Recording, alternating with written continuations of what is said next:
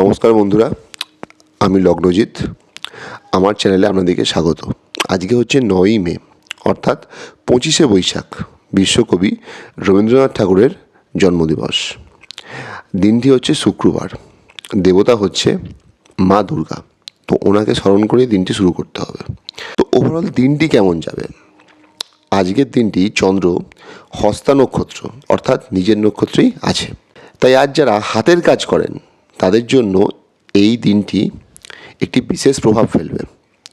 যারা piano, guitar ইত্যাদি বাজান, বাদ্যযন্ত্র বাজান আর কি, তাদের জন্য দিনটি ভালো। যারা পুরানো বা বিদেশি সঙ্গীত বাজান তাদের জন্য দিনটি কিন্তু বিশেষ, তাদের জন্য আরও স্পেশাল দিনটা। তবে আমাদের হেলথের দিকে প্রত্যেককে নজর দিতে হবে। আমাদের ভিতরে একটা চাপা মন মানসিকতা কাজ করবে। মায়ের হেলথের দিকেও কিন্তু নজর দেওয়া প্রয়োজন। প্রেম, ভালোবাসা এই জায়গাটা কিন্তু বাধা নির্দেশ করছে। বিবাহের কথা একটু পিছিয়ে যেতে পারে।